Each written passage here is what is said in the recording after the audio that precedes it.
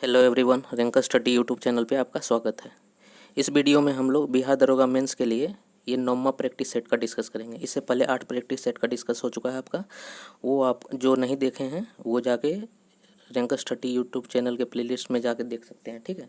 और जो चैनल पे नए हैं चैनल को सब्सक्राइब कर लें और बेल आइकन को दबा लें ताकि जो भी नया वीडियो आए आपको नोटिफिकेशन मिलता रहे, ठीक है।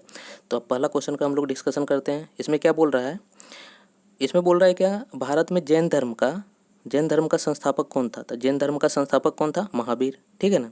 जैन धर्म का कौन संस्थापक था, महावीर। और बौद्ध धर्म का कौन था, गौतम बुद्ध।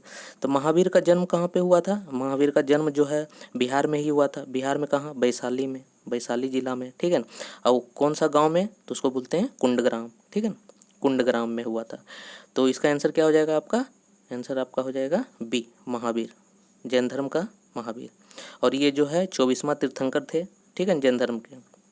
अब देखिए 2 नंबर क्वेश्चन में क्या बोल रहा है कि एक महान रोमानी नाटक, ठीक है ना, कादम्बरी का लेखक किसने, मतलब कि किसने लिखा है, लेखक कौन है कादम्बरी का।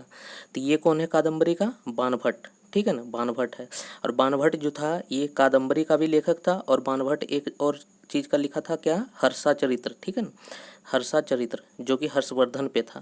तो इसका मतलब क्या है, बाणभट्ट जो है कवि था जो कि हर्षवर्धन राजा के दरबार मतलब कि एक दरबारी कवि था, ठीक है ना। तो इसका मतलब कि हर्षवर्धन के शासनकाल में ये क्या था, उसके दरबार में दरबारी कवि था, ठीक है। तो इसका आंसर आपका क्या हो जाएगा, बाणभट्ट। उसके बाद देखिए क्या क्वेश्चन क्या बोल रहा है, 3 का बोल रहा है कि किस कारण से मोहम्मद बिन तुगलक को असफल व्यक्ति बोला गया। जबकि बताइए मोहम्मद बिन तुगलक जो था वो सबसे ज्ञानी सल्तनत, मतलब कि अगर सबको अगर मतलब कि अगर देखें तो इसमें सबसे मतलब कि बुद्धिजीवी, मतलब एक तो विद्वान था, ठीक है ना। विद्वान होने के बाद भी उसको जो है बहुत असफल बोला गया। क्यों बोला गया, क्योंकि उसके पास जो है मतलब किस तरह से राजा का मतलब धर्म होता है, राजा का व्यवहार होता है, वो उसको अच्छा तरीका से नहीं पता था, मतलब कि नहीं उसको आता था। वो आम आदमी की तरह रहता था, आम आदमी के हित के बारे में सोचता था। तो इसीलिए अगर इसका आंसर वो है कि असफल शासक मतलब सिद्ध हुआ। क्यों हुआ, क्योंकि उसका व्यवहारिक जो है राजनेता जैसा नहीं था, ठीक है ना। तो इसका आंसर क्या हो जाएगा, बी।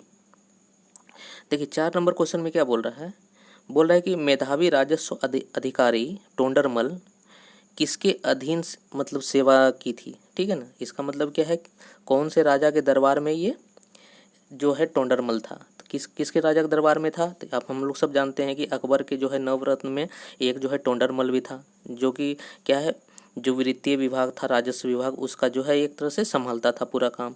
तो यहाँ तो अकबर है नहीं, तो फिर यहाँ पे कौन होगा आंसर। तो यहाँ देखिए शेरशाह सूरी जो है, शेरशाह सूरी के दरबार में पहले टोंडरमल क्या था, शेरशाह सूरी के दरबार में था। लेकिन शेरशाह सूरी जब मतलब इसका मृत्यु हो गया तो शेरशाह सूरी के बाद क्या हुआ, हुमायूं जो भारत आया, हुमायूं के बाद, हुमायूं का मृत्यु होने के बाद जो है अकबर गद्दी पे बैठा। तो ये क्या हुआ, टोंडरमल अकबर के दरबार में आ गया, ठीक है ना। तो इसका मतलब क्या होगा, इसका आंसर आपका शेरशाह सूरी यहाँ पे। तो 4 का आंसर डी।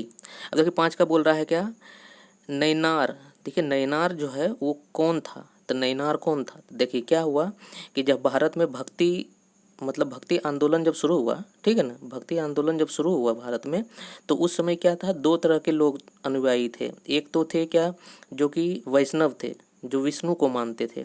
एक जो है शिव थे, मतलब कि शिव को मानते थे, शैव थे। तो शिव को देखिए वैष्णव जो थे उनको, उनके अनुयायी को, मतलब विष्णु के अनुयायी को क्या बोला जाता था, अलवार बोला जाता, ठीक है, अलवार। लेकिन जो शिव भगवान के अनुयायी थे उनको क्या बोला जाता था, नैनार बोला जाता था, नैनार। तो इसका आंसर क्या होगा, देखिए यहाँ पे बोला है नैनार, तो नैनार किसके अनुयायी थे, शिव के, ठीक है, शिव के धार्मिक अनुयायी थे। तो इसका मतलब इसका आंसर क्या हो जाएगा आपका, बी। अब देखिए क्या बोल रहा है कि 6 नंबर क्वेश्चन में सर्वप्रथम लोक निर्माण विभाग की स्थापना किसने की। लोक निर्माण विभाग क्या होता है कि ऐसा मतलब कि एक तरह से उसको विभाग दे दिया जाए जिसमें कि लोग ही काम करें, ठीक है ना। तो उसको लोक निर्माण विभाग बोलते हैं। जैसे कि अभी PWD होता है ना हम लोग का, पब्लिक वर्क डिपार्टमेंट, जो कि पब्लिक काम करता है, ठीक है। तो वही उस समय जो बोल रहा है कि किसने ये किया था, ये कौन किया था सबसे पहले, ये जो है फिरोज शाह तुगलक ने। अगर यही पूछेगा कि ये जो है लोक निर्माण विभाग जो है कौन से गवर्नर ने सबसे पहले किया, जबकि इंग्लैंड का यहाँ पे शासक था ब्रिटिश का, तो कौन सा गवर्नर किया था, डलहौजी ने, ठीक है ना, डलहौजी। गवर्नर पूछेगा तो, यहाँ पे शासक पूछ रहा है तो यहाँ पे क्या होगा, फिरोज शाह तुगलक। तो आंसर यहाँ पे क्या हो जाएगा आपका, डी। अब देखिए क्या बोल रहा है कि रंजीत सिंह, राजा रंजीत सिंह जो है राजनीतिक जो है उसका राजधानी लाहौर में था, लेकिन उसका जो धार्मिक राजधानी वो कहाँ था। तो धार्मिक जानते हैं कि रंजीत सिंह जो है कौन से, मतलब कि ये सिख शासक थे, रंजीत सिंह जो है सिख शासक थे, और सिख का मंदिर जो बना हुआ है स्वर्ण मंदिर वो कहाँ पे है, अमृतसर में। तो इसका मतलब धार्मिक कहाँ पे इसका होगा राजधानी, अमृतसर। तो इसका आंसर क्या हो जाएगा, अमृतसर, 7 का ए। अब देखिए 8 में क्या बोल रहा है कि निम्नलिखित में किस युद्ध में अंग्रेज जो है फ्रांसीसियों को पूरी तरह से पराजित कर दिया था। तो कौन सा युद्ध था, तो ये जो है आपका कर्नाटक का तृतीय युद्ध था, ठीक है ना, कर्नाटक का तृतीय युद्ध था। तो यहाँ पे देखिए कर्नाटक का युद्ध तो है नहीं, तो ये युद्ध कब लड़ा गया था, ये युद्ध आपका जो है 1760 ईस्वी में लड़ा गया। और ये जो है कर्नाटक का जो जगह का नाम था, वो जगह का नाम क्या था,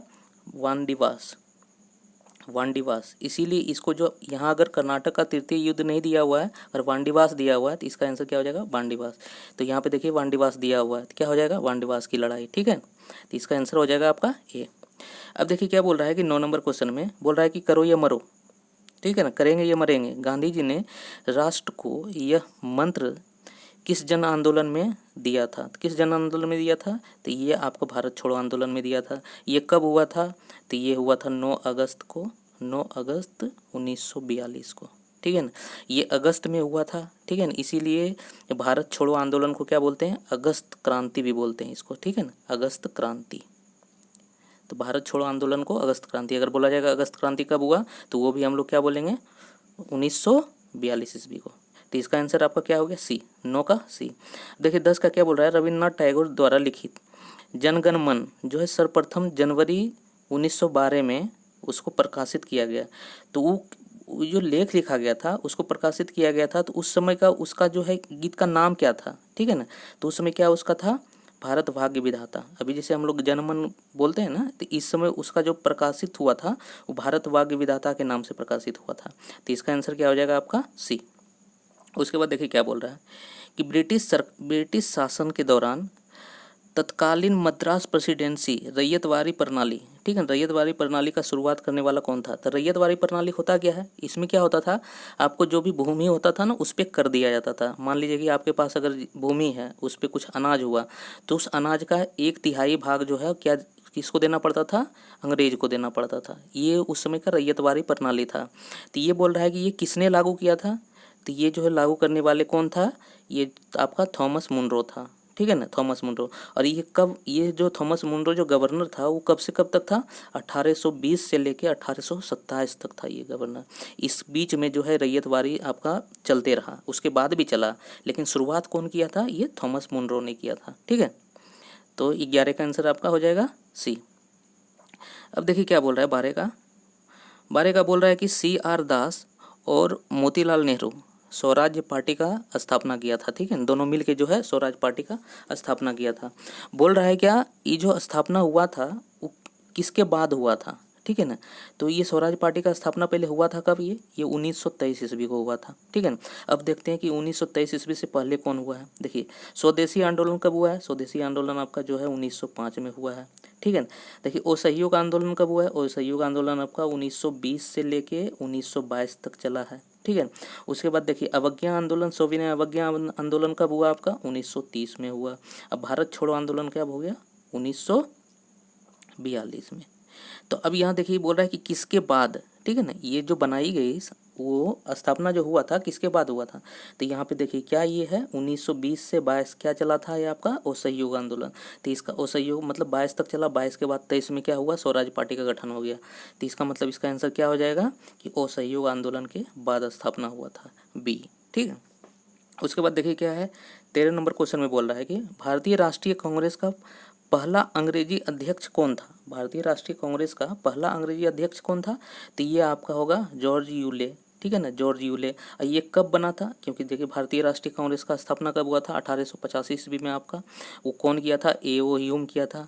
तो इसके 4 साल बाद, ठीक है ना, आपका 1889 ईस्वी में उसका जो आपका ये अध्यक्ष बना था, कौन बना था, जॉर्ज यूले, जो कि अंग्रेज था एक। तो एक तरह से ये पहला अंग्रेज था जो कि भारतीय राष्ट्रीय कांग्रेस का अध्यक्ष बना था। ठीक है, तो आपका 13 का क्या हो जाएगा, आपका आंसर ए। अब देखिए 14 में क्या बोल रहा है कि भारत का तटीय रेखा कितना है। इसका मतलब तट रेखा कितना है जो समुद्र से लगता है। तो देखिए भारत का जब मैप बनाते हैं तो उसमें आपका कहाँ तट रेखा है, तो देखिए जो पश्चिम की ओर देखते हैं तो वहाँ पे पूरा आपका तट रेखा है। तो क्या होता है यहाँ पे भारत में क्या है, भारत के पास अंडमान निकोबार द्वीप है भी है यहाँ पे, इधर आपका अंडमान निकोबार द्वीप है, इधर आपका दादर नगर हवेली है, लक्षद्वीप है। तो ये सब क्या है, द्वीप है। तो ये भी चारों तरफ पानी से घिरा हुआ है, तो इसका मतलब इसका भी तट रेखा क्या है, इसका भी क्या करना पड़ेगा, आपको शामिल करना पड़ेगा। तो उसमें क्या होता है कि भारत का जितना भी तट रेखा है जो कि आपका यहाँ पे मतलब कि स्थल है, उसका कितना हो जाता है आपका 6000 किलोमीटर। ठीक है, और जो द्वीप है उसको अगर मिला दीजिए, द्वीप का कितना होता है कि 1500 आसपास होता है। तो दोनों को अगर मिलाइएगा तो कितना हो जाता है आपका 75, मतलब कि 7500 किलोमीटर के आसपास तट रेखा है भारत का। तो इसका आंसर आपका क्या हो जाएगा, 7500 किलोमीटर कौन के आसपास में है, तो आपका सी हो जाएगा। 7500 यहाँ है ना, 7515, तो 7500 के आसपास जो होगा वही आंसर होगा। तो आंसर आपका हो गया सी। अब देखिए क्या बोल रहा है कि गॉडविन ऑस्टिन जो है वो क्या है, तो ये एक पर्वत है। ठीक है ना, जो कि क्या होता है कि भारत का सबसे बड़ा सबसे ऊंचा पर्वत है इसका। ठीक है ना, और ये अगर एवरेस्ट को अगर विश्व का अगर सबसे ऊंचा पर्वत कौन सा है, माउंट एवरेस्ट। उसके बाद अगर दूसरा नंबर पे कौन आता है, तो यहाँ गॉडविन ऑस्टिन, इसको क्या बोलते हैं हम लोग, K2 भी बोलते हैं। ठीक है ना, अब ये बोल रहा है कि क्या है, तो ये क्या है आपका शिखर है, पर्वत शिखर। तो आंसर क्या हो जाएगा आपका बी, 15 का बी। अब देखिए क्या 16 का क्या बोल रहा है कि सिंधु नदी का उद्गम कहाँ होता है, मतलब कहाँ से निकलती है सिंधु नदी। तो कहाँ से निकलती है ये सिंधु नदी, ये आपका कैलाश मानसरोवर से निकलती है। कैलाश मानसरोवर कहाँ है, ये आपका तिब्बत में है। ठीक है, तिब्बत से निकलती है सिंधु नदी, और बहती कहाँ पे है, तो ये जम्मू कश्मीर होते हुए पाकिस्तान चल जाती है। ठीक है, तो आंसर आपका क्या हो गया यहाँ पे डी, कैलाश मानसरोवर। उसके बाद देखिए क्या है, नामदापा नेशनल पार्क जो है कहाँ है, तो नामदापा नेशनल पार्क तो याद करना पड़ेगा आपको। नेशनल पार्क नामदापा कहाँ पे है, ये अरुणाचल प्रदेश में आपका है। ठीक है, तो इसका आंसर क्या हो जाएगा 17 का डी। अब 18 का देखिए क्या बोल रहा है, भारत में वर्षा वन जो होता है वो कहाँ पे पाया जाता है। तो वर्षा वन क्या होता है कि उष्ण कटिबंधीय जो सदाहरित वन होता है उसी को हम लोग क्या बोलते हैं, वर्षा वन। ठीक है ना, और ये पाया कहाँ जाता है, जहाँ पे ज़्यादा वर्षा होता होगा। तो हम लोग सब जानते हैं कि इंडिया में भारत में सबसे ज़्यादा वर्षा कहाँ होता है, उत्तरी पूर्वी क्षेत्र में होता है, क्योंकि वहीं पे मेघालय में जानते हैं क्या सबसे ज़्यादा वर्षा होता है। ठीक है ना, तो इसका मतलब क्या है, उत्तरी पूर्वी क्षेत्र में होगा। तो इंडिया में कहाँ पे वर्षा वन होगा, उत्तरी पूर्वी। देखिए उत्तरी पूर्वी क्षेत्र कौन सा है, तो एक ही ऑप्शन में दिख रहा है आपको सी, उत्तरी पूर्वी हिमालय में। ठीक है ना, तो आंसर क्या हो जाएगा 18 का सी। उसके बाद 19 में देखिए क्या बोल रहा है कि अंतवर्ती मतलब जायद फसल जिसको बोलते हैं, ये फसल कौन सा जायद फसल किसको बोलते हैं हम लोग, कि जब हम लोग का सीजन का फसल हो जाता है, जैसे दलहन हो जाता है हम लोग का जो मतलब चावल हो जाता है, तो वो फसल के बीच में जो टाइम बचता है उसमें अगर जो कोई फसल होता है तो उसको हम लोग जायद फसल बोलते हैं। ठीक है ना, मतलब क्या हुआ कि जब भी सीजन फसल आपका हो रहा हो तो नियमित फसल होने के बाद भी अगर कुछ टाइम बचता है तो उसमें क्या होता है, जायद फसल होता है। जैसे कि इसमें क्या होता है आपका, जैसे कि देखते हैं कि गर्मी के दिन में खीरा आपका होता है। ठीक है ना, तो उस समय कोई भी फसल नहीं हो सकता है क्योंकि इतना ज़्यादा गर्मी होता है कि फसल कोई होता ही नहीं है। ठीक है ना, तो उसमें क्या होता है, देखिए आपका खीरा होता है, फिर ककड़ी होता है, तो ये सब आपका क्या होता है, जायद फसल होता है। तो वही बोल रहा है कि कौन सा आंसर इसमें सही होगा। तो इसमें देखिए क्या बोल रहा है कि पहला बोल रहा है कि वे फसलें जो हरी हरी काट कर पशुओं को खिलाई जाती है, तो ये गलत हो गया। उसके बाद बोलता है कि प्रतिस्थापित फसलों जो तब रोपी जाती है जब नियमित फसलें उगने में मतलब कि असक्षम है। तो इसका मतलब क्या है, असफल हो रहा है। तो इसका मतलब इसी में जब नियमित फसल उगने में असफल हो तभी उस फसल को रोपते हैं, जायद फसल को। तो इसका आंसर क्या हो जाएगा आपका बी। उसके बाद देखिए 20 में क्या बोल रहा है, 20 में बोल रहा है क्या, ऊपरी ब्रह्मपुत्र घाटी ऊपरी ब्रह्मपुत्र घाटी में पाए जाने वाले खनिज क्या होता है? तो ये जो ब्रह्मपुत्र घाटी है ये आपका कहाँ पड़ता है? ये दिग्बोई में पड़ता है। दिग्बोई आपका कहाँ पड़ता है? आसाम में, ठीक है ना। तो वहाँ पे दिग्बोई में क्या सबसे ज़्यादा निकाला जाता है? वहाँ पे पेट्रोलियम निकाला जाता है। तो इसका मतलब क्या है? ऊपरी ब्रह्मपुत्र घाटी में सबसे ज़्यादा क्या होती है, किस खनिज का होता है? तो उसमें पेट्रोलियम होता है। तो इसका आंसर आपका क्या हो जाएगा? सी। उसके बाद देखिए क्या है 21 में, कि निम्नलिखित में से कौन सा बांध विश्व का उच्चतम गुरुत्वीय बांध है? मतलब कि वहाँ पे सबसे ज़्यादा गुरुत्वाकर्षण के कारण वो खड़ा है, ठीक है ना। मतलब सबसे विशाल बांध है एक तरह से समझिए, ठीक है ना। तो वो कौन सा बांध है? तो वो भाखड़ा भाखड़ा बांध है, ठीक है ना।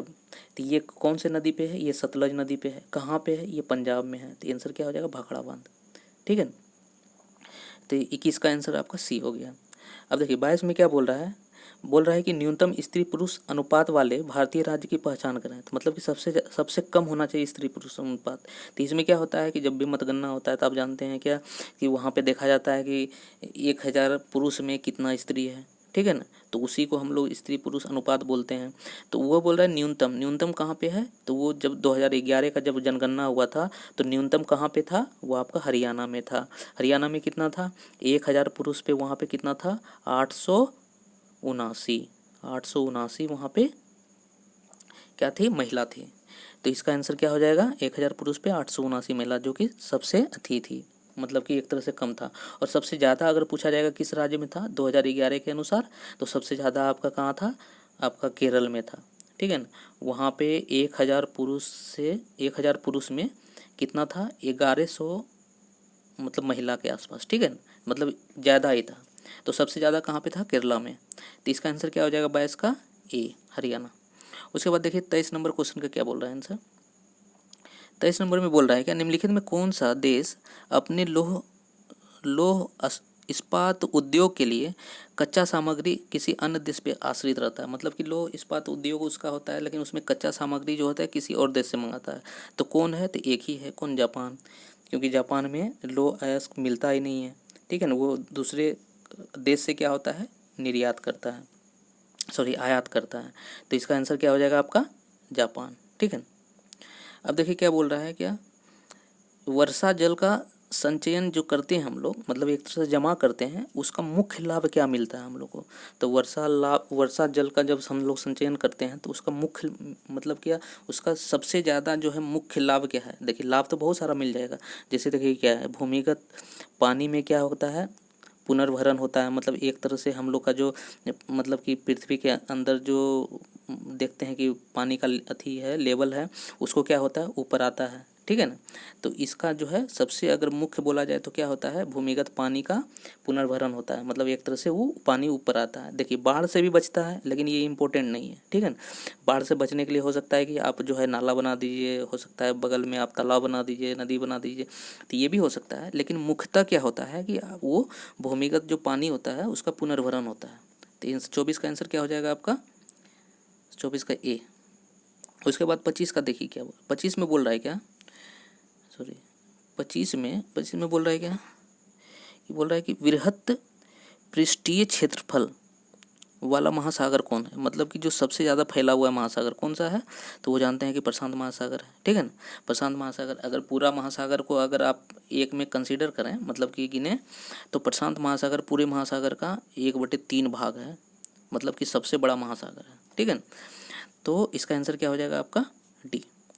उसके बाद देखिए क्या है 26 का क्या बोल रहा है। 26 में क्वेश्चन में बोल रहा है क्या आपका, 26 में बोल रहा है क्या, निम्नलिखित में कौन सा अधिकार अभी भारतीय संविधान द्वारा एक मौलिक अधिकार के रूप में नहीं है? अभी नहीं है, पहले था, अभी नहीं है। तो कौन सा अधिकार? तो ये जानते हैं, संपत्ति का अधिकार। हम लोग का कितना मौलिक अधिकार है? पहले 7 था। तो उसमें 7 में क्या था? एक संपत्ति का अधिकार भी था। तो उसको क्या किया, मतलब कि सुप्रीम कोर्ट, मतलब कि उच्चतम न्यायालय क्या किया था, इसको जो है हटा दिया था, मतलब कि मौलिक अधिकार से। अब हम लोग का मौलिक अधिकार कितना बचा? 6। तो मौलिक अधिकार अभी हम लोग जितना है 6 मौलिक अधिकार है। तो उसमें कौन सा अधिकार नहीं है? तो संपत्ति का अधिकार। ये अधिकार जब मतलब किया, इसमें क्या हुआ था? संशोधन हुआ था। तो कौन सा संशोधन में हुआ था? इसमें 44वां संशोधन। अगर पूछा जाएगा किस संशोधन में मौलिक अधिकार हम लोग का जो है संपत्ति का अधिकार खत्म हुआ था, तो 44वां संशोधन में, ठीक है ना। तो इसका आंसर क्या हो जाएगा आपका? सी, 26 का। उसके बाद बोल रहा है क्या, 27 का देखिए, 27 में क्या बोल रहा है कि यदि राष्ट्रपति त्यागपत्र देना चाहे तो वो अपना त्यागपत्र किसे किसे क्या करेगा, संबोधित करेगा, मतलब कुछ वो अपना त्यागपत्र किसको देगा, राष्ट्रपति। तो राष्ट्रपति अगर त्यागपत्र देना चाहे तो अपना त्यागपत्र किसको देगा, उपराष्ट्रपति को, ठीक है ना। जान लीजिए कि कौन किसको देता है, जैसे कि राष्ट्रपति अगर देना चाहे त्यागपत्र तो उपराष्ट्रपति को देगा, अगर प्रधानमंत्री देना चाहे तो वो राष्ट्रपति को देगा त्यागपत्र, अगर मुख्य न्यायालय के न्यायाधीश अगर देना चाहे तो वो किसको देगा, राष्ट्रपति को देगा, ठीक है ना। अगर लोकसभा का अध्यक्ष देना चाहे तो लोकसभा के उपाध्यक्ष को देगा, ठीक है। तो ये हमेशा पूछा जाता है कि कौन किसको त्यागपत्र देता है। तो यहाँ पे क्या बोल रहा है कि अगर राष्ट्रपति देना चाहे तो किसको देगा, तो उपराष्ट्रपति को देगा। तो यहाँ आंसर हो गया सी आपका। उसके बाद देखिए क्या बोल रहा है, निम्नलिखित में कौन सी समिति संसद में अस्थाई नहीं है, ठीक है ना, अस्थाई समिति नहीं है। तो कौन सा है, जानते हैं हम लोग कि राज्यसभा तो अस्थाई है, राज्यसभा संसद में अस्थाई है, और लोकसभा वो अस्थाई है, लोकसभा कभी भी भंग हो सकता है, ठीक है ना। तो इसीलिए 5 साल में हम लोग चुनते हैं लोकसभा। तो इसका मतलब यहाँ बोल रहा है क्या, कौन अस्थाई है। तो देखिए यहाँ पे क्या है, लोक लेखा समिति, ये तो सरकारी है तो ये अस्थाई होता ही नहीं है आपका, ठीक है ना। तो उसके बाद दूसरा क्या बोल रहा है आपका, लोक सेवा समिति, ये सही है। उसके बाद बोल रहा है प्रकल्प समिति, सही है। उसके बाद बोल रहा है क्या कि लोक उपकरण समिति, ये मंत्रालय, देखिए वित्त मंत्रालय, जब देखिए यहाँ पे आपका लोकसभा ही नहीं रहेगा तो वित्त मंत्रालय कहाँ रहेगा, वित्त मंत्री जो है लोकसभा का ही मतलब एक मंत्री परिषद है ना। तो जब लोकसभा ही अगर भंग हो गया, वो अस्थायी है, तो मंत्री परिषद का जो भी समिति होगा वो भी भंग हो जाएगा। तो इसका मतलब क्या हो गया, इसका आंसर डी, वो अस्थायी कौन है, डी। अब देखिए 29 नंबर क्वेश्चन में क्या बोल रहा है कि भारतीय संविधान के अधिकांश उपबंधों का संशोधन किया जा सकता है, मतलब कि संविधान के अधिकांश चीज़ का संशोधन किया जा सकता है, ठीक है ना। तो वो कौन करेगा, संशोधन अगर करना चाहे तो कौन करेगा, तो वो कौन कर सकता है, तो वो जो है संसद करेगा। अगर किसी तरह के संविधान में अगर किसी तरह का संशोधन करना हो तो कौन करेगा, वो संसद ही केवल कर सकता है। ये नहीं कि राज्य का जो है मतलब कि विधानसभा वो करेगा, वो नहीं करेगा। जो भी हम लोग का संविधान में संशोधन करना होता है वो किसके पास है, संसद के पास है। और ऐसे नहीं होता है, संसद में 2/3, ठीक है ना, जिसको हम लोग विशेष अध्यादेश बोलते हैं कि विशेष, इसमें जो है इसमें सामान्य नहीं होता है, इसमें विशेष मतगणना होता है। इसमें क्या होता है कि 2/3 आदमी को वोट देना होता है, ठीक है। तो इसमें आपका क्या हो जाएगा, बी आंसर। उसके बाद देखिए 30 का क्या बोल रहा है कि मंत्रिपरिषद की बैठक की अध्यक्षता कौन करता है। तो मंत्रिपरिषद की बैठक की अध्यक्षता कौन करता है, प्रधानमंत्री, क्योंकि मंत्रिपरिषद का एक तरह से अध्यक्ष ही है प्रधानमंत्री, है ना। तो इसीलिए अध्यक्षता कौन करेगा, प्रधानमंत्री। तो इसका आंसर क्या हो गया, ए। उसके बाद क्या बोल रहा है, देखिए यहाँ पे 31 का बोल रहा है क्या, बोल रहा है क्या, उच्च न्यायालय के न्यायाधीश को उनका कार्यकाल समाप्त होने से पहले, ठीक है ना, अक्षमता या सिद्ध कदाचार के आधार पर उनके कार्यालय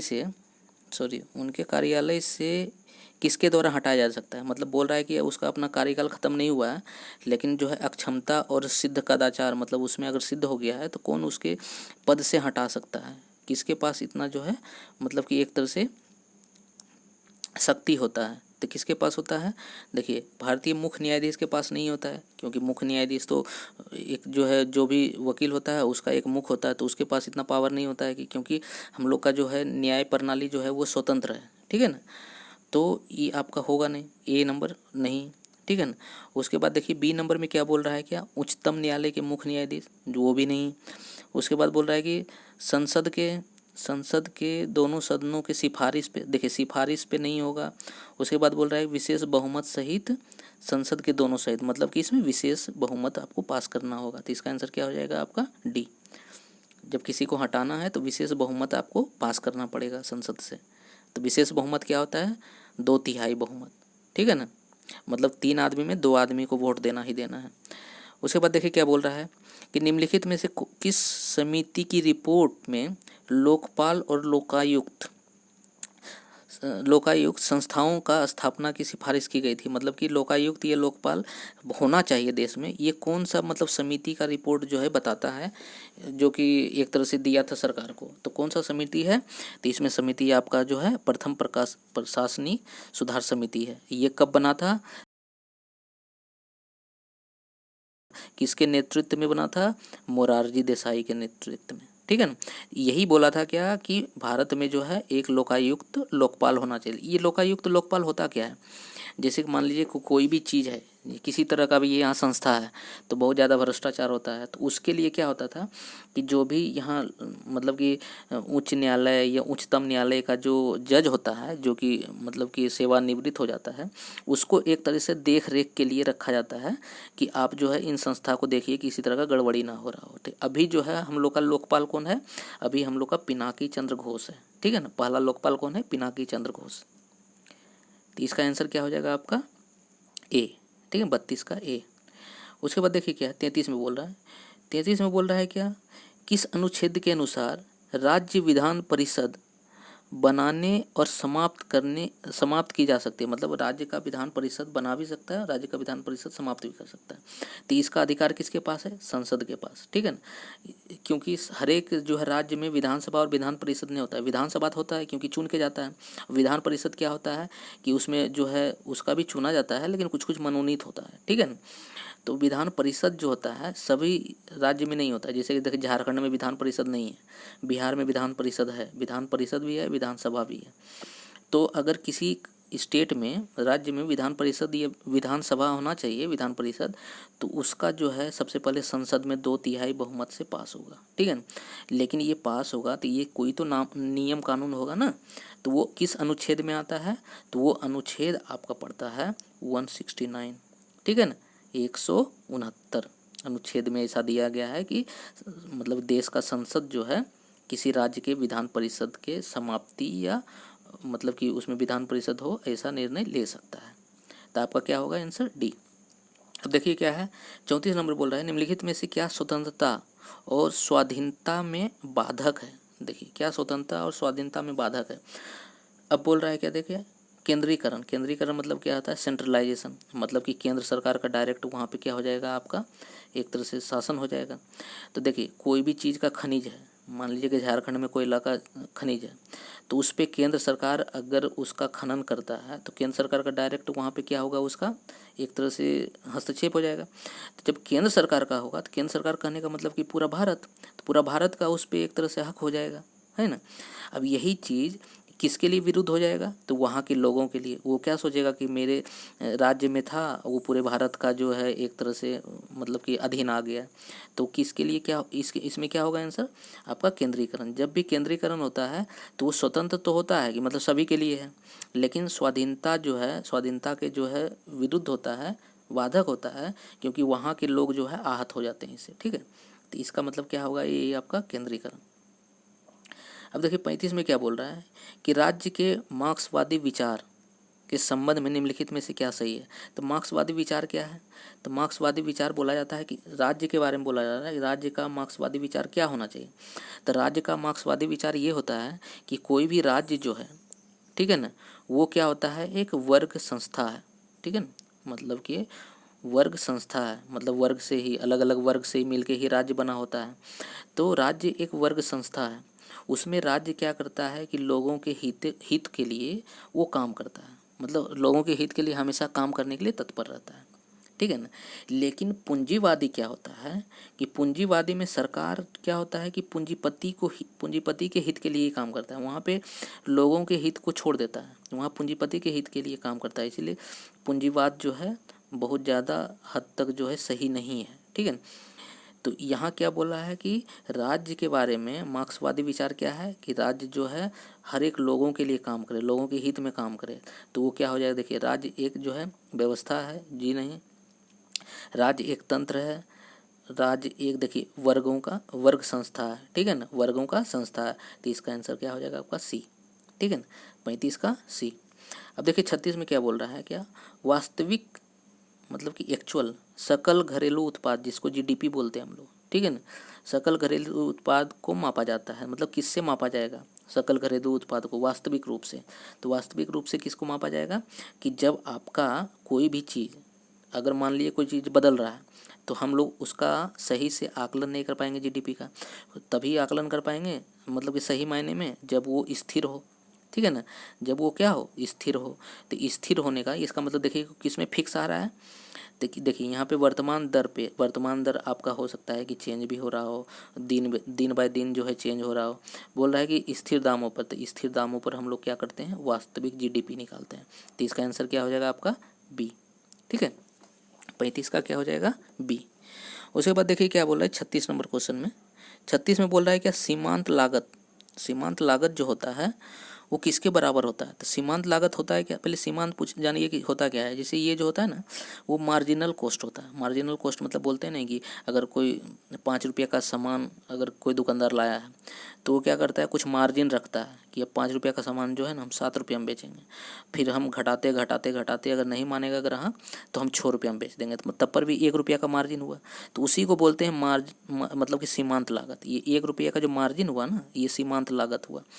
तो बोल रहा है कि किसके बराबर होता है। तो सीमांत लागत हमेशा जो है वो क्या होता है कि जो भी आपका कुल लागत होता है, ठीक है ना, कुल लागत में जो भी परिवर्तन होता है और डिवाइडेड बाय जो भी आपका मतलब कि जिसमें आप जितना में आप बेचते हैं, ठीक है ना, कोई भी चीज़ को जितना में बेचते हैं, जैसे कुल लागत डिवाइड बाय जितना में बेचते हैं, तो उसको क्या बोलते हैं हम लोग, निर्गत।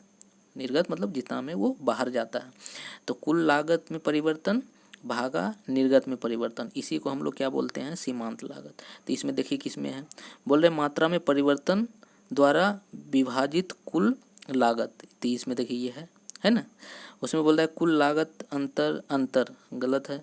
उसके बाद बोल रहा है कि कुल लागत का विभाजित, देखिए यहाँ पे बोल रहा है क्या अंतिम उत्पाद इकाई कि कुल लाभ द्वारा विभाजित, ये भी गलत है। उसके बाद मात्रा द्वारा विभाजित कुल लागत, ये तो मात्रा नहीं है। तो ये क्या ऊपर में कि आपका जो भी कुल लागत है डिवाइडेड बाय मतलब कि भाग क्या होता है कि जो जितना दाम में आप बेचे हैं, ठीक है ना, उसको क्या बोलते हैं हम लोग, निर्गत।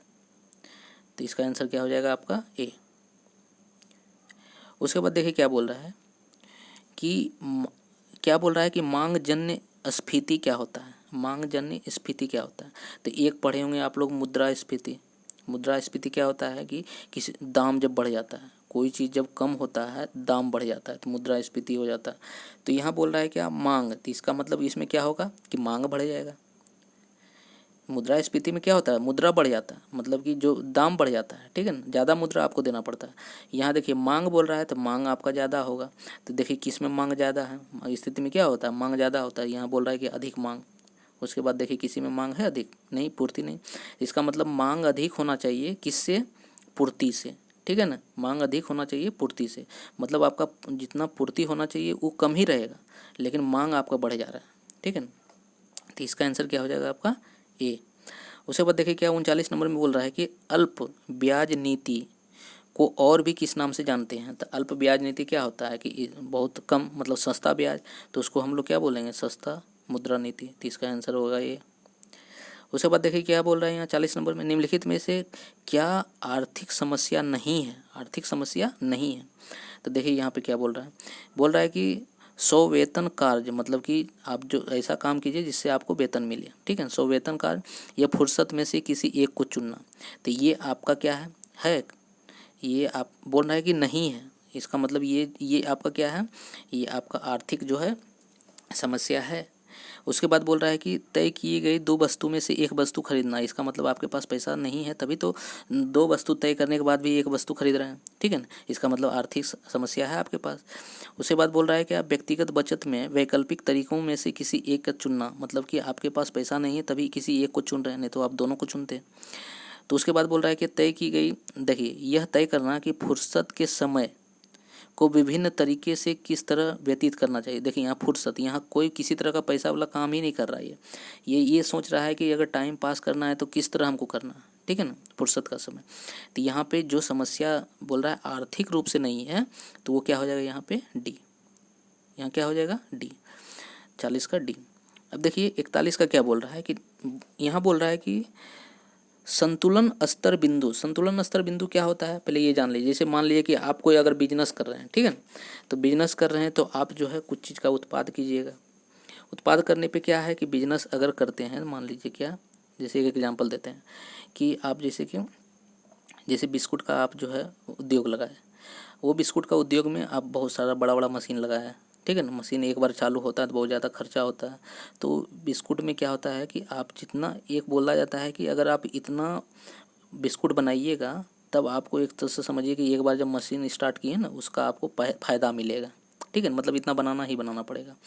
तो आप समझिए उतना आपका अगर मार्केट में नहीं बिके तो वो दिक्कत हो जाएगा, होगा ना। तो वही बोल रहा है यहाँ पे, ये संतुलन स्तर बिंदु क्या बोलता है कि एक ऐसा मतलब इतना आप बनाइए जिससे आपको न लाभ भी हो और ना ही आपको हानि हो, ठीक है ना। मतलब आप में न घाटा हो न नाफा हो, मतलब इतना तरह का आप जो है प्रोडक्ट बनाइए, ठीक है ना। इतना उत्पादक कीजिए जिससे कि आपको न लाभ हो न हानि हो। अगर उसके बाद अगर हो तो उसे आप बढ़ा लीजिए, लेकिन इतना तो कम से कम होना ही चाहिए। तो इसका मतलब यही हुआ। तो इसमें देखिए क्या बोल रहा है कि सीमांत आय, देखिए पहला बोल रहा है कि सीमांत आय सीमांत लागत के बराबर है, जो कि गलत है। तो इसमें दूसरा बोल रहा है कि औसत आय औसत लागत के बराबर है, जो कि गलत है। यहाँ बोल रहा है कि कुल आय कुल लागत के बराबर है, तो इसका मतलब ये सही है। मतलब कि जितना आपको आय हुआ, ठीक है ना, उतना आपका लग गया तो कुछ आपका फायदा हुआ नहीं हुआ। इस यही तो हम बोल रहे हैं कि यहाँ लाभ भी जीरो होगा और हानि भी जीरो होगा। तो इसका मतलब यहाँ पे न लाभ हुआ न हानि हुआ, तो इसका मतलब जितना आप कमाए उतना आप गवा दिए, ठीक है ना। तो इसीलिए इसका आंसर क्या हो गया कि कुल आय कुल लागत के बराबर होगा। तो आंसर क्या हो जाएगा 41 का सी।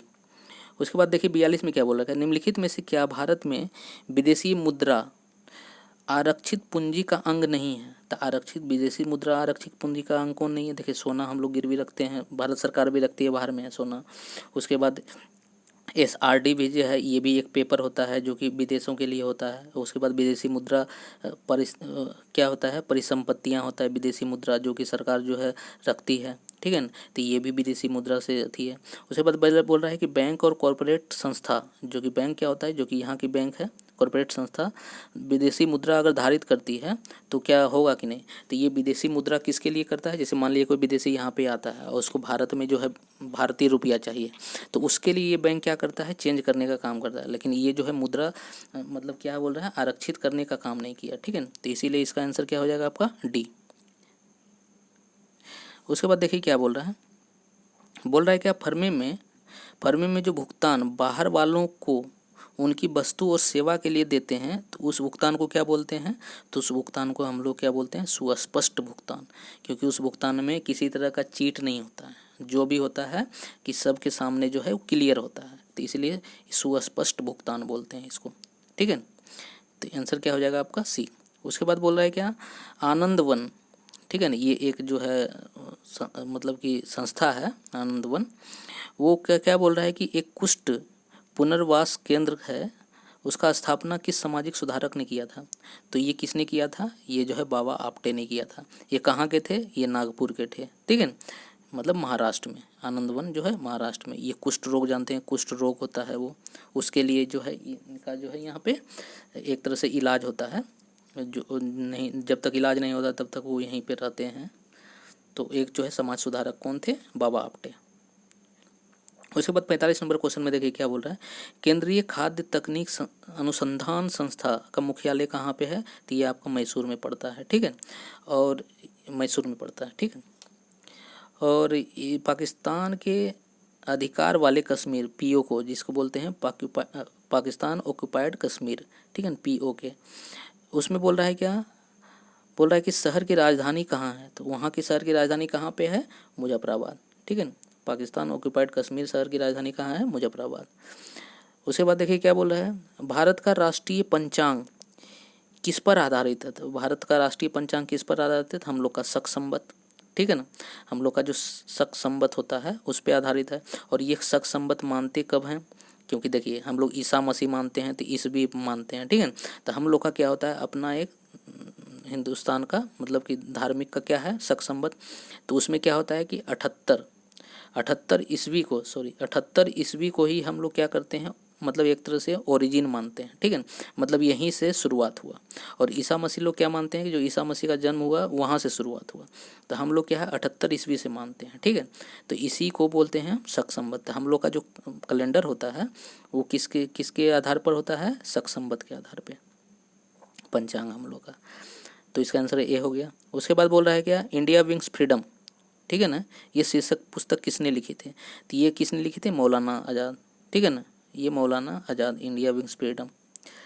उसके बाद बोल रहा है क्या, बोलिए, कम्युनिस्ट मैनिफेस्टो, कम्युनिस्ट मैनिफेस्टो ये किसने लिखा था, तो ये आप जानते हैं कार्ल मार्क्स ने लिखा था। इनका एक और बुक है कार्ल मार्क्स का जो है दास कैपिटल, दास कैपिटल, ठीक है ना, ये दोनों बुक जो है कार्ल मार्क्स ने लिखा था, ठीक है। तो आंसर क्या हो जाएगा आपका बी। उसके बाद देखिए क्या बोल रहा है, इंद्रानी रहमान निम्न में से किस नृत्य से संबंधित है, तो इंद्रानी रहमान, देखिए ये जो है आपको बंगला नाम लग भी रहा है ना, तो देखिए क्या है, भारतनाट्यम जो है वो कहाँ का है लोक नृत्य, तमिलनाडु का। अब देखिए कथकली कहाँ का है, वो केरला का। मणिपुरी मणिपुर का, तो उड़ीसा है, उड़ीसा का उड़िया है, तो इसका मतलब इंद्रानी कहाँ हो गई होगी, उड़ीसा की। तो इसका आंसर आपका क्या हो गया, सी, ठीक है ना, उड़ीसा, उड़ी। अब क्या बोल रहा है कि जलवाष्प में भंडारित ऊष्मा को क्या कहते हैं, मतलब अगर जल का भाप बन रहा है तो उस समय जो हम लोग दे रहे हैं उसमें ऊष्मा, उसमें तो उसका जो है ताप नहीं बढ़ रहा है, तो वो जो ऊष्मा दे रहे हैं वो कहाँ जाता है, तो वो उसको गुप्त ऊष्मा बोलते हैं, ठीक है ना, उसको गुप्त ऊष्मा बोलते हैं। तो यहाँ पर आंसर क्या हो जाएगा, गुप्त ऊष्मा। इसको क्या बोलते हैं, लेटेंट हीट, इंग्लिश में क्या बोलेंगे, लेटेंट हीट, ठीक है। इसका आंसर हो गया बी। अब देखिए क्या बोल रहा है 52 का, बोल रहा है क्या, इंद्रधनुष तब बनता है जब सूर्य का प्रकाश, देखिए इंद्रधनुष कब बनता है, जैसे मान लीजिए कि अगर बारिश हो रहा है, बारिश का पानी है ये, ठीक है ना, अब यहाँ पे सूर्य है, तो यहाँ से सूर्य के क्या होता है, रोशनी आता है, रोशनी आता है, ये बारिश, ये पूरा पानी है, तो यहाँ से क्या होता है, जानते हैं कि जब सघन से, जब विरल से सघन जाता है प्रकाश, तो क्या होता है, झुक जाता है, ठीक है ना, तो ये झुकता है, तो यहाँ से तो अंदर आया, तो इसको क्या बोलेंगे, अपवर्तन। फिर यहाँ से यहाँ आया, तो फिर यहाँ से परावर्तन होता है, ठीक है ना। तो अब देखिए यहाँ से क्या हुआ, ये हुआ अपवर्तन, यहाँ से हुआ कि इंटरनल, मतलब कि TIR, ठीक है ना, मतलब कि आंतरिक परावर्तन हुआ, टोटल आंतरिक परावर्तन, कुछ भी इधर नहीं बाहर नहीं गया, फिर से घूम गया। तो इसका मतलब क्या है, इसमें क्या क्या मिला हुआ है, देखिए एक तो परावर्तन है, ठीक है ना, एक आपका अपवर्तन है, एक जो है आपका मतलब कि अपवर्तन, और वो अपवर्तन किस तरह से आपका है, वो अपवर्तन है पूर्ण आंतरिक अपवर्तन। तो ये तीनों जहाँ होगा वही होगा। अब देखिए क्या बोल रहा है, वायुमंडलीय निलंबी वर्षा बूंद में गिरने वाले परावर्तन के कारण, खली परावर्तन है तो नहीं होगा। उसके बाद बोल रहा है कि खली अपवर्तन है तो नहीं होगा। उसके बाद देखते हैं, हाँ उसके बाद क्या है, देखिए बोल रहा है क्या, बूंदों पर गिरने वाले अपवर्तन और पूर्ण परावर्तन, ठीक है ना, विकिरणन के कारण, तो इसका आंसर ये होगा, ठीक है ना। अपवर्तन भी हो गया, यहाँ देखिए परावर्तन भी हो गया, पूर्व पर मतलब पूर्ण आंतरिक परावर्तन भी होगा, तीनों आ गया इसमें। तो इसको क्या बोलेंगे हम लोग, इसके कारण हम लोग को इंद्रधनुष देखने को मिलता है। और भी एक चीज़ पूछा जाता है कि जिधर सूर्य उगता है ना, उसके मतलब विरुद्ध में हमेशा जो है आपको देखने को मिलेगा इंद्रधनुष, ठीक है। तो इसका आंसर क्या हो जाएगा आपका सी। उसके बाद 53 में देखिए क्या बोल रहा है, किसी स्थिति में दूर की चीज़ फोकस से हट जाती है, मतलब कि हम लोग नहीं देख पाते हैं दूर की चीज़ को, तो कौन सा दोष होता है, तो दूर की चीज़ को नहीं देख पाते हैं हम लोग का कौन सा दोष होता है, निकट दोष। उल्टा होता है, जो चीज़ नहीं देख पाएंगे, जैसे दूर का नहीं देख पाएंगे तो निकट दोष हो जाएगा, निकट का नहीं देख पाएंगे तो दूर दोष हो जाएगा, ठीक है। तो इसका आंसर क्या हो जाएगा 53 का आपका डी। उसके बाद बोल रहा है क्या, पद अब अधिकेंद्र जो होता है, जिसको ईपी सेंटर बोलते हैं, वो अधिकेंद्र क्या होता है, तो ये देखिए पहले आपको पता होना चाहिए कि ये पद जो है आया कहाँ से। जैसे मान लीजिए कि भूकंप होता है, जैसे मान लीजिए कि यहाँ पे पृथ्वी है, पृथ्वी का ये केंद्र है, तो पृथ्वी के केंद्र में मान लीजिए कि यहाँ पे एक बिंदु है, यहाँ पे जो है एक प्लेट है, वो प्लेट में क्या होता है कि जब प्लेट एक दूसरे जगह जब वो घूमता है, तभी पृथ्वी क्या होता है कि ऊपर में सतह में क्या होता है, एक तरह से यहाँ पे तरंग उत्पन्न होता है, जो कि हम लोग को दिखने को मिलता है। तो ये जो यहाँ पे जहाँ से उत्पन्न होता है ना, उसको हम लोग फोकस बोलते हैं, मतलब उसको केंद्र बोलते हैं। और इसके सीधा में जो पृथ्वी सर्फ, मतलब यहाँ पे जो होगा, जो पृथ्वी पे ऊपर में, तो उस मतलब कि उस जो सरफेस होगा उस पे, उसको हम लोग क्या बोलेंगे, उसको हम लोग बोलेंगे अधिकेंद्र। तो ये जो पृथ्वी पर होगा ना, तो उसको हम लोग अधिकेंद्र बोलेंगे। तो ये किसके लिए होता है, तो भूकंप के लिए होता है। अब भूकंप मापने के लिए कौन सा हम लोग अति यूज करते हैं यंत्र को, तो हम लोग सिस्मोग्राफ यूज करते हैं, ठीक है। उसके बाद देखिए 25 नंबर को 55 में क्या बोल रहा है कि कागज़ पे फैली स्याही को क्या बोल रहा है कि मसीचूस यंत्र द्वारा अवशोषित किया जाता है। देखिए मशीचूस यंत्र क्या बोलते हैं इसको, लिटमस पत्र आप जानते होंगे। तो उसमें यंत्र में क्या होता है कि जैसे कि ये है तो उसमें छिद्र होता है, ठीक है ना, उसमें छिद्र होता है। तो वो छिद्र से क्या होता है कि ये जो जो भी स्याही होता है वो फैलते जाता है, ठीक है ना, फैलते जाएगा। वो फैलने का कारण क्या है, वो पूरा जब अगर फैल रहा है तो फैलने का कारण क्या है, तो वो आपका जो स्याही फैलता है तो फैलने का कारण आपका होता है क्या, कि वो कैपिलरी एक्शन होता है। कैपिलरी एक्शन मतलब क्या है, केशिका क्रिया, ठीक है ना। केशिका क्रिया के कारण जो है उसका रंध्र जो है एक तरह के छोटा छोटा एकदम छोटा पाइप जैसा एक तरह से क्या करता है, व्यवहार करता है, जिसमें क्या है केशिका क्रिया। उसी से क्या होता है कि एक छिद्र से दूसरे छिद्र में फैलते रहता है स्याही। तो यहाँ पे देखिए क्या होता है, स्याही वाष्पित हो रहा है, जो गलत है, स्याही सियान बल द्वारा हो रहा है, नहीं। उसके बाद बोल रहा है क्या, मशीचूस पत्र में रुद्रों द्वारा माध्यम से स्याही का शोषण हो रहा है। तो इसका आंसर ये हो जाएगा ये, ठीक है ना। रंध्रों है ना, रंध्रों या छिद्र द्वारा क्या हो रहा है, स्याही का अवशोषण हो रहा है, मतलब उस स्याही को अवशोषित कर रहा है। तो ये आंसर क्या हो जाएगा 55 का आपका सी। उसके बाद देखिए क्या बोल रहा है 56 का, बोल रहा है क्या, इस्पात के गोले में पदार्थ की मात्रा क्या कहलाती है। तो किसी भी चीज़ में पदार्थ की मात्रा क्या कहलाएगा, उसका द्रव्यमान ही कहलाएगा। पदार्थ की मात्रा मतलब क्या, द्रव्यमान। तो इसका आंसर क्या हो जाएगा ये। उसके बाद बोल रहा है क्या है, एक कण समय के बराबर अवधि में एक वृत्ताकार पथ पर, ठीक है, एक वृत्ताकार पथ पे बोल रहा है कि गिर्द बराबर दूरी में घूमता है, मतलब एक बिंदु के चारों ओर दूरी में घूमता है। तो उसका क्या है, ठीक है ना, उसका एक समान क्या है, मतलब कि आप एक समान ऐसा चीज़ बताइए जो कि बदल नहीं रहा है। तो जानते हैं क्या, वेग जो है हमेशा बदलता है। जैसे ही मान ली इस एक लाइन में चलते हैं तब तो वेग सही है, लेकिन वेग में क्या होता है कि ये जो है आपका सदिश राशि है। तो सदिश राशि में क्या होता है कि इसमें आपका उसको क्या देखते हैं, मात्रा भी देखते हैं और इसमें आपका दिशा भी देखते हैं, ठीक है ना। तो मतलब दोनों चीज़। तो मान लीजिए कि जब इस एक गोलाकार में घूम रहा है तो इसका दिशा हमेशा चेंज हो रहा है, तो ये तो चेंज हो जाएगा, जो भी सदिश राशि होगा वो चेंज हो जाएगा। देखिए त्वरण भी हो जाएगा, चेंज हो जाएगा, एक्सलेशन भी चेंज हो रहा है यहाँ पे, संवेग भी चेंज होगा, क्योंकि इसमें क्या होता है आपका एम मतलब कि माँ यहाँ पे द्रव्यमान इंटू क्या हो जाता है आपका भी, ठीक है ना, वेग। तो यहाँ पे ये भी बदल रहा है तो ये भी बदलेगा। ये क्या इसमें नहीं बदलेगा, चाल, जिसको हम लोग स्पीड बोलते हैं। स्पीड को क्या है, ये अदिश राशि है। तो अदिश राशि में अब उसका दिशा कुछ भी चेंज हो उससे कोई मतलब नहीं है, उसको सिर्फ मात्रा से मतलब है। तो यहाँ क्या हो जाएगा आंसर आपका बी, अदिश चाल। उसके बाद बोल रहा है कि विद्युत और चुंबकत्व के बीच लिंक की खोज किसने किया था, मतलब कौन बोला था कि जो है विद्युत से चुंबकत्व जो है बना सकते हैं, जैसे इलेक्ट्रोमैग्नेट जी है ना, मतलब कि इलेक्ट्रिक उसमें करंट देंगे, मतलब धारा देंगे और वो मैग्नेट बन जाएगा। तो वो किसने मतलब कि इस तरह का अथी किया था, वो कौन किया था, ये माइकल फैराडे, ठीक है ना, माइकल फैराडे। इसका आंसर क्या हो जाएगा आपका माइकल फैराडे। उसके बाद देखिए ओम का नियम निम्न में से किसके बारे में सही है। तो ओम का नियम क्या बोलता है कि अगर आप जो है विभव देंगे, ठीक है ना, विभव आप देंगे तो उससे क्या होगा, धारा जाएगा, ठीक है ना। तो यहाँ भी क्या होता है, समानुपात होता है IR, ठीक है ना। विभव जो है वो किसके समानुपात होगा, वो आपका धारा होगा, ये प्रतिरोध होगा। तो अब जितना ज़्यादा इसका मतलब धारा कहने का मतलब क्या है, उसमें जो है धारा पास हो रहा है, ठीक है ना, मतलब कि उसमें धारा क्या हो रहा है, धारा जा रहा है। तो धारा किस में जाता है, तो चालक में। तो किसके लिए है ये, चालक के लिए, ठीक है ना। तो आपका आंसर क्या हो जाएगा 59 का सी। उसके बाद बोलता है कि प्रत्यावर्ती धारा को दृष्ट धारा में बदला जाता है। जैसे मतलब प्रत्यावर्ती को क्या बोलते हैं, AC करंट, दृष्ट को क्या बोलते हैं, DC करंट। तो मतलब अल्टरनेटिव करंट और डायरेक्ट करंट। तो बोल रहा है क्या, प्रत्यावर्ती धारा को दृष्ट धारा में बदलने के लिए हम लोग क्या लगाते हैं, हम लोग रेक्टिफायर। रेक्टिफायर को क्या बोलते हैं, दृष्टकारी, ठीक है ना। तो इसका आंसर क्या हो जाएगा, ये दृष्टिकारी, ठीक है ना। इसीलिए दृष्टिकारी का ही देखिए, दृष्टिकारी का मतलब ही होता है दृष्टि, यहाँ है ना, दृष्ट मतलब होता है क्या, मतलब कि दृष्ट में बदलना, ठीक है।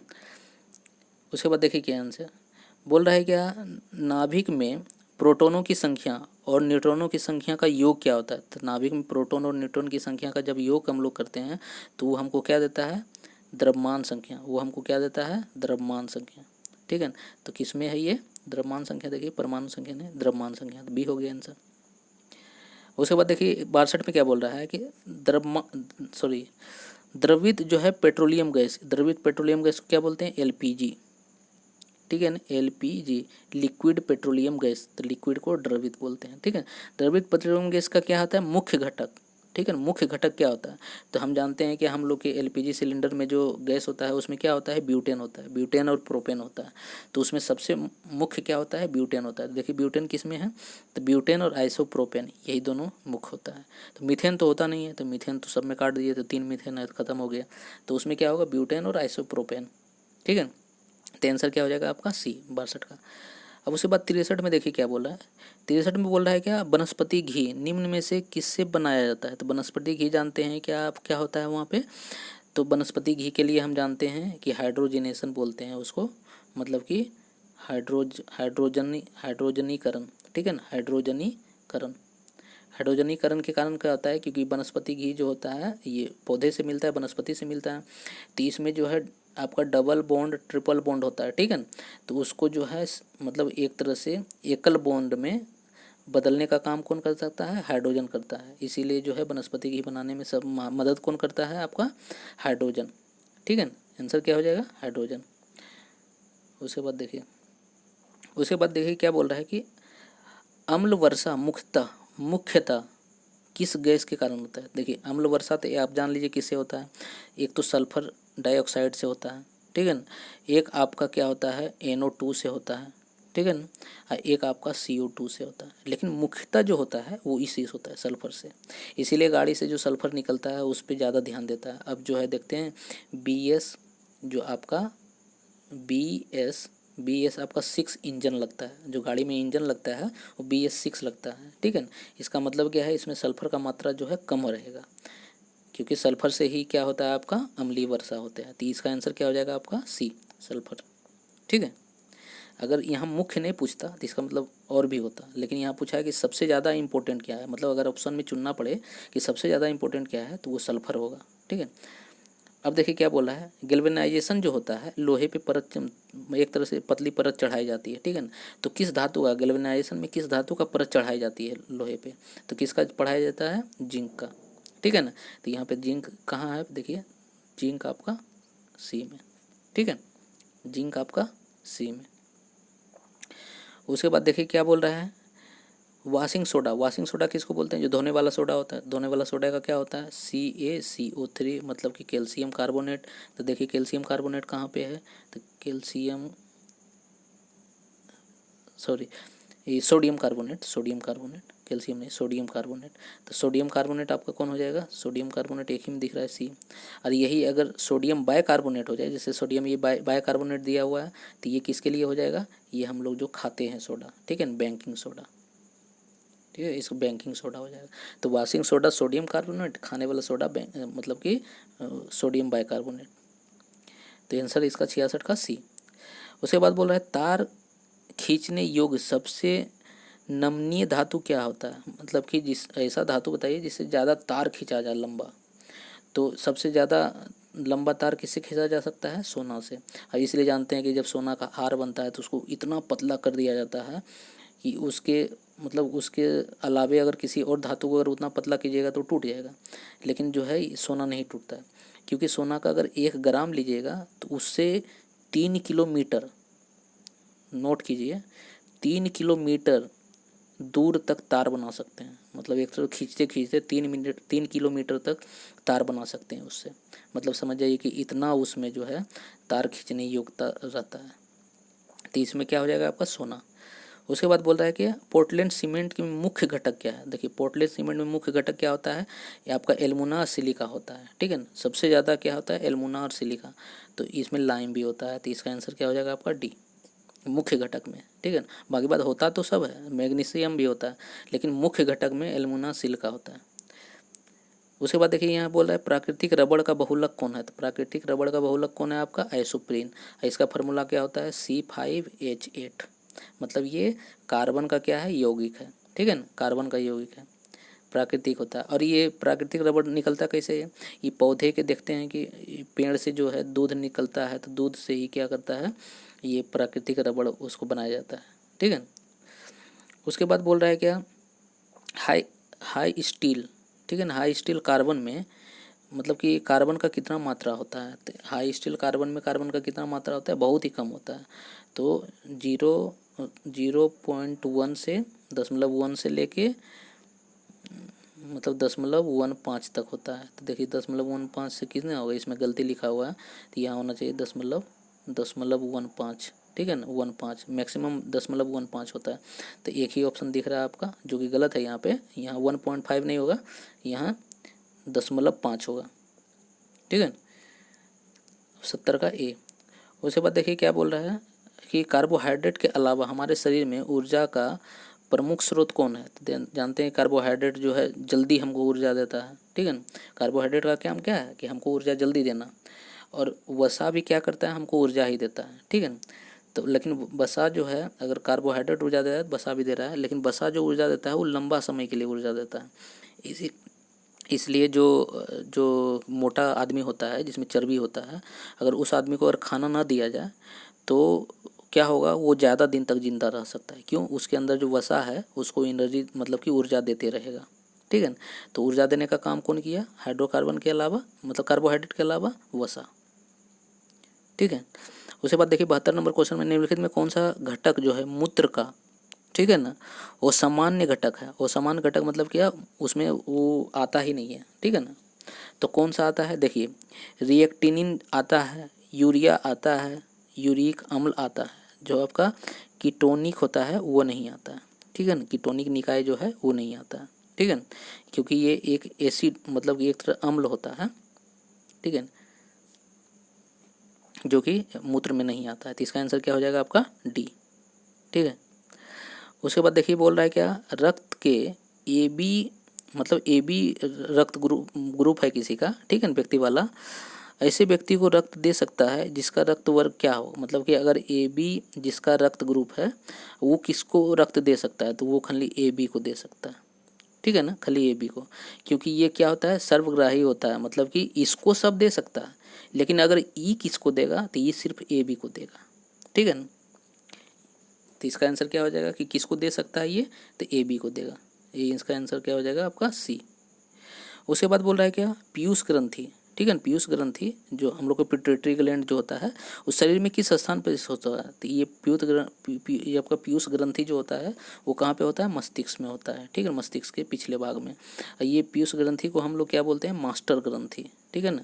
मतलब कि जितना भी मतलब हमारे शरीर में ग्रंथि होता है उसको ये क्या करता है, नियंत्रित करता है, ठीक है ना, इसलिए इसको क्या बोलते हैं, मास्टर ग्रंथि। तो पीयूष ग्रंथि कहाँ होगा आपका, मस्तिष्क में। बोल रहा है क्या, श्वसन कैसी प्रक्रिया मानी गई है। श्वसन कैसी प्रक्रिया मानी गई है, तो श्वसन आप जानते हैं क्या, इसमें जो है अपचयी प्रक्रिया मानी गई है। तो देखिए दो तरह का प्रक्रिया होता है, एक अपचयी होता है, एक उपापचयी होता है, ठीक है ना।